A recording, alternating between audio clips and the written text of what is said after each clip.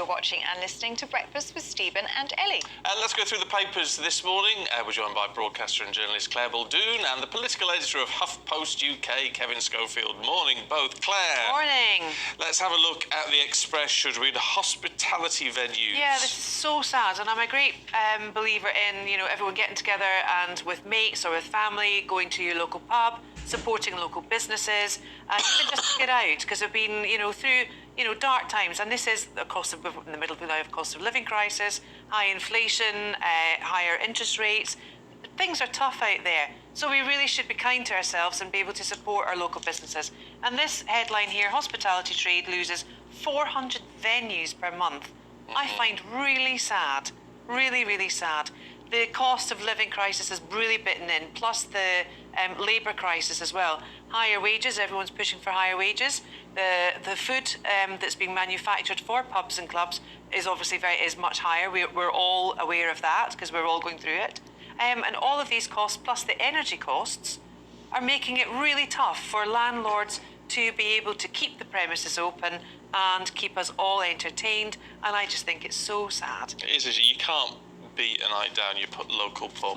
No, you can't. And I've now just moved, and I was in one of the new locals, and there was people having, playing cards and playing chess, and and it's warmer. You can go there for a hub. You can go there for heat, and just support them, because their Christmas was cancelled practically because of the rail strikes as well. 30% of the profits annually for the hospitality industry is raised at the time of Christmas and New Year. So that's already gone. And now they're saying they're actually closing faster than they did within the pandemic. And the government's withdrawn a lot of the business support for the energy bills from next April, so it's going to get even tougher. It's tougher. Yeah. What do we do? And they've got these premises now that are going to be sitting practically vacant. How can we help? What can we do? Surely the ball is in our court. It's so expensive to go and buy a pint, though. That's the downside of it. When people haven't got a lot of, people are struggling. Yeah, I suppose. But, just... you're looking at like £6 a pint these days. Really?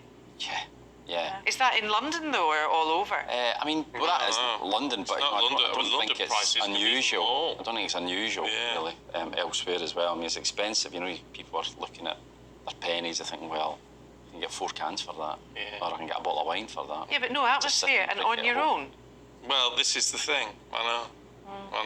Well, it is, isn't it? If you've got the money, then try and support your local businesses. Yeah, I suppose exactly. Because once they're gone... Once they're gone, they're not coming back. That's it. Same as the banks. It's like banks. Oh, don't start with the banks again. Let's look at the eye, Kevin, should we?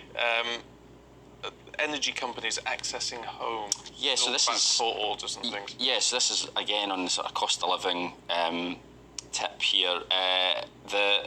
So there's these things called utility warrants, which allows energy firms to basically force entry into your house. So they go to court, cost them £22 a pop, so that's nothing to them. £22, and in the vast majority of cases, the court just nods it through. And they are allowed access to your house to fit, more often than not, to fit prepayment meters. So they're looking at outlawing this, aren't they? Outlawing the forcing of... Well, Labour are really pushing hard on this yet, and the government have said they'll look at it, but they've not come forward with any proposals as yet. And what people are saying is this is almost like giving them carte blanche to cut people off by the back door, because unless you've got the money to pay up front, then you're not getting any energy. And what's also telling is that the number of these warrants has doubled in the last 4 years. So 174,000 in 2018. Last year, it had gone up to 367,000. So it shows. I don't think there's anyone who does this through choice, right? If you cannot get blood out of a stone. If people don't have the money, they cannot pay. And I for one, am absolutely appalled. And I think bailiffs should be banned as well. I do not like this forcing of people into people's homes. Shelter is a fundamental human right. How can we get to a stage in this country? It's almost like Victorian times. It's barbaric. It's barbaric. Yeah. People forcing their way into homes. You should be safe in your home. This is a place of refuge, of safety, and it's not now. Because at £22 a pop, is that how cheap life is? Is that how cheap at home Oftentimes is? they're going in to cut off your supply. It's just you know, awful. It's not just there's Kevin, it's disgusting. No, I'm not a fan of that. But then they really need to work to make those who are on prepayment meters, because a lot of people obviously choose to go on the vast majority on prepayment have chosen to do so. They're not forced onto it. But make it the same price as whatever else is paying. absolutely. Yeah. It's charging them more. They charge them. I know it is barbaric, and it's almost like Victorian times, Well, Dickensian. let's concern ourselves with our wrinkles this morning, should we? Yeah, And the secret to eternal youth is sound. sound. Low frequency sounds. Who would have thunk it? Secret life to longer life. Boffins reckon sound therapy could be the secret to eternal youth. Where are you going tomorrow night, Stephen? It's a yoga studio. Uh-huh. Not that I've ever done yoga. But there will be a... But it's what they call a gong bath. Yeah. So, Professor Michael Never done it Sheets before. of the University of Texas explains, we treat people twice with the ultrasound and it was back to behaving normally, because he says researchers have tested the therapy on ageing mice who were soon feeling youthful enough to run further and faster on a treadmill. It even cured one individual's hunched back, despite making it worse initially. So what they're saying is low frequency ultrasound noises fed into people actually has a de-aging effect. Now, you see, wonder whether if that's the it's gong. whether that's the same as what a gong is. It gong sounds like you're banging something, but it's not. It's those That's like gong. Tibetan bowls sort Yeah, of thing where yeah. they sort of run their fingers around it and it creates a constant low sound. Apparently, Like what? but I've never done it. I haven't done it yet. Is it like humming, you know, when you go like that? And that's It's meant to be really much good more for you. intense because they do say don't go if you've got like metal implants or anything because Really? they'll start vibrating. Oh, Really? Apparently. It's like what you see in those churches, you know, when you start not being Yeah, able to control your apparently. movements. I don't think that's the same thing. What, like That's- an exorcism? That's. I think that's You being. can't control your I think that's movement, being, Ellie. I think that's being overcome by the Holy Spirit. It's not quite the same as a gong bath. Well, you Either don't that know or anything right. happening in your gong bath. Well, it's meant to be. It's meant to be. My sister-in-law and brother have both been and said it was good, and they're Right, proper okay. Northerners. All right. Well, So we just said we'll give it a whirl. and give you'll it a come back bash. 10 years younger. Apparently, you sleep really well afterwards. Do you have any issues sleeping? Sometimes we're still on these shifts. Sometimes I sleep like a baby, and sometimes Yeah. I'll have the night. You know.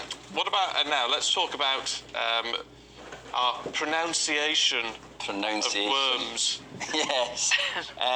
So this is a survey that's been done of the words which British people struggle with. Right.